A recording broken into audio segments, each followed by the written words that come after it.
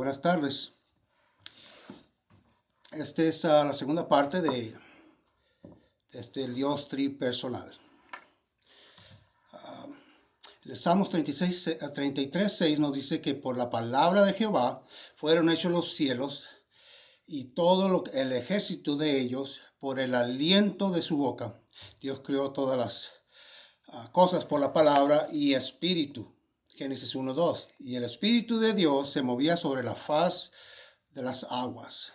Como la consecuencia de la caída del hombre, Génesis 3 se necesitaba ser recreado, constituido y redimido como gente de Dios, comenzando con Abraham en Deuteronomio 32, del 9 al 11, como en Génesis 1 y 2. Hay una conexión temática en estos dos versos en la Torá, refiriéndose a la Torá.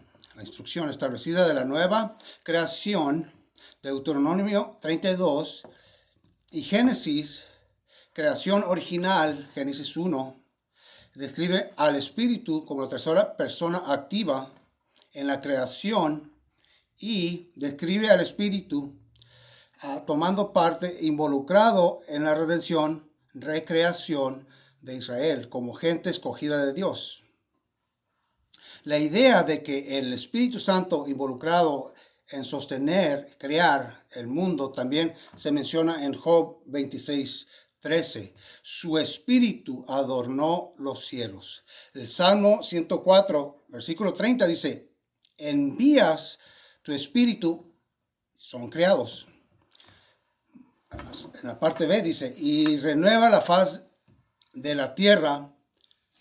Génesis y otras escrituras hablando del Espíritu de Dios activo y presente trabajando en la creación. También vemos Dios en su creación por su palabra en el Viejo Testamento y no se refiere a algo impersonal, fuerza, ya que leemos afirmando hágase o sea, viendo la palabra viviente personal, otra con divinidad o persona divina. Esta idea nos las da la Biblia otra vez en Génesis 3:8. Dice, oyeron la voz, verbo de Jehová, Dios que se paseaba y en el huerto al aire del día o la frescura del día, siendo así la primera teofanía de Dios o aparición. Por primera vez lo vemos en la Biblia. Dios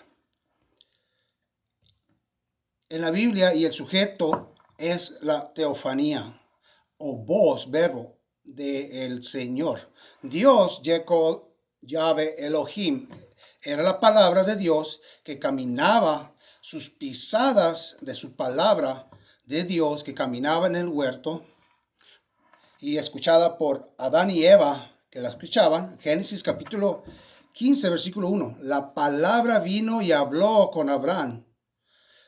¿Okay? No lo que se dijo, sino que habló. La palabra.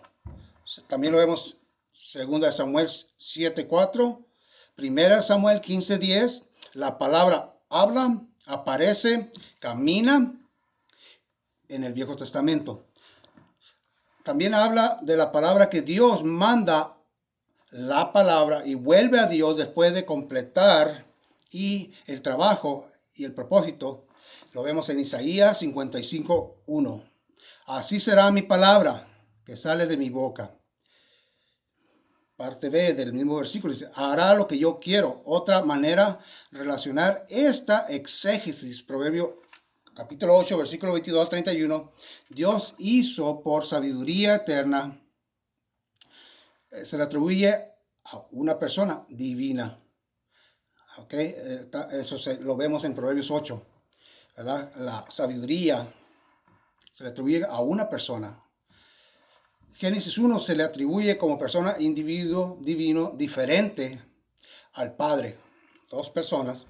En vista de esto, en varias escrituras ya hemos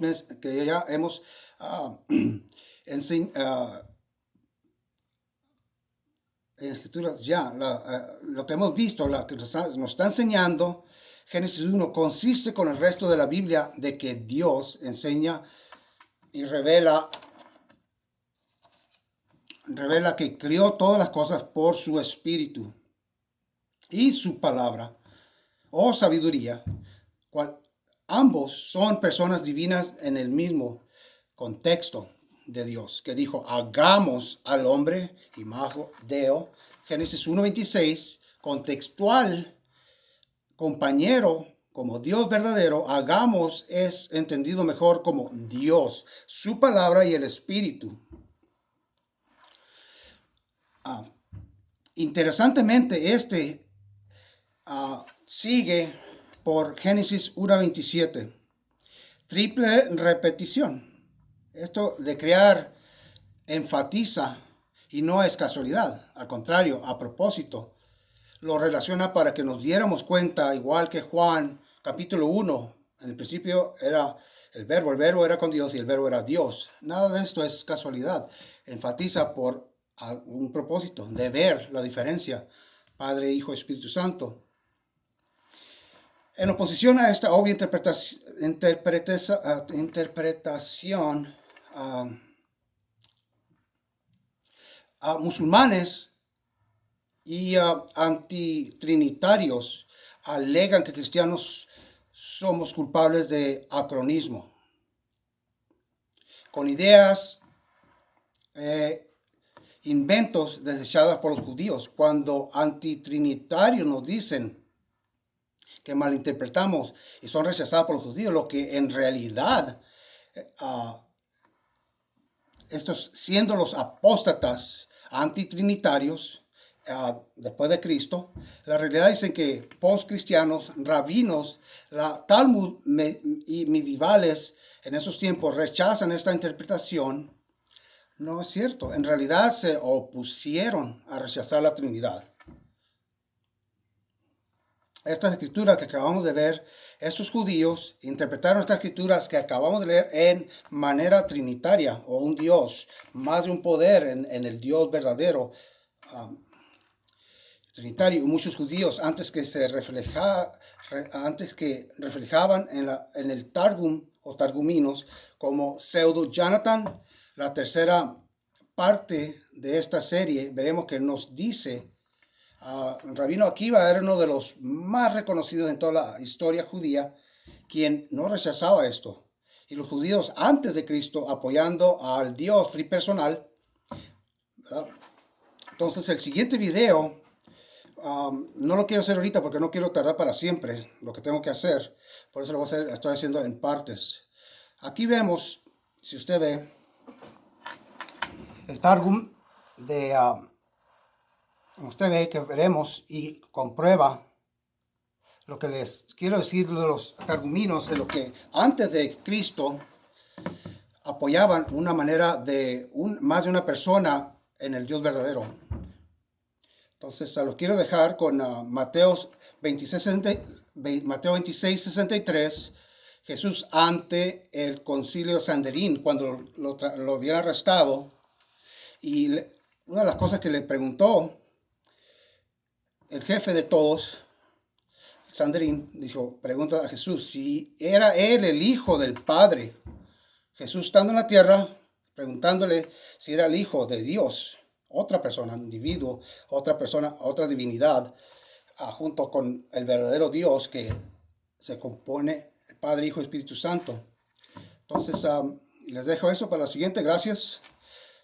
¿Tiene alguna pregunta? Probablemente me puede mandar un texto. Bendiciones.